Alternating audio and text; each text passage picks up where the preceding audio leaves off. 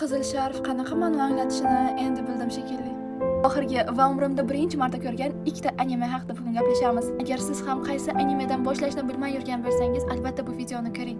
O'zim uchun ilk ko'rmoqchi bo'lgan anime sifatida aynan men Solo Leveling tanladim. Nima uchun? Chunki yaqinda uning dramasi chiqishi menga ma'lum edi va shuning uchun ham juda ham qiziqarli bo'lgandi. Qanaqa ekanligi o'sha animeni. Va kechirasizlar, to есть uzr so'ranglar. Bu darajada menga u anime yo'qdiki, men bilmayman, shunaqa emotsiya bilan ko'rdimki, o'sha bosh qahramon qismdan qism krutoy bo'lib ketayotganligi menga dahshat emotsiya berdi. Prям 2 kunda, 2 kechqurunda deylik, ikkita sezonni ham ko'rib tugatdim.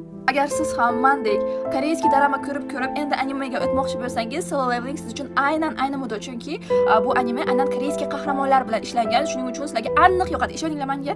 Men agar endi kim novichok birinchi marta qaysi animedan ko'rishni boshlaydi desa agar, albatta men Solo Leveling taklif qilaman.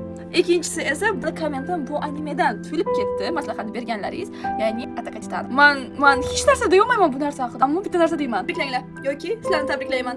Qo'llaringizni beringlar. Endi men ashaddiy muxlislardanman.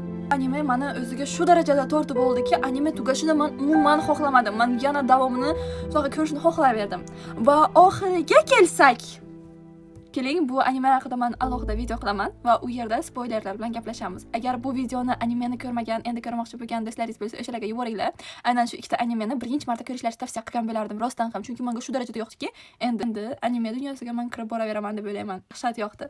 Hozircha shu yerda ko'rganingiz uchun rahmat. Hammaga annyeong.